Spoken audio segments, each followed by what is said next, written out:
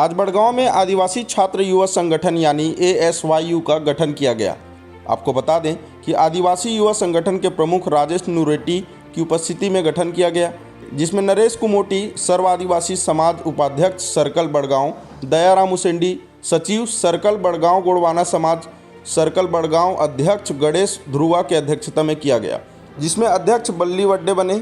वहीं उपाध्यक्ष संजय सलाम, सामो सलाम कोषाध्यक्ष, उमा गावड़े सचिव, बुनेश्वर नेताम सह सचिव, जंगलू पोटावी मीडिया प्रभारी, प्रदीप कुमार पांडे संगठन मंत्री, फिरान रावटे महामंत्री, राहुल नाग को सर्वसम्मानित मनोनीत किया गया। पंखाजू से विप्लव कुंडू की रिपोर्ट।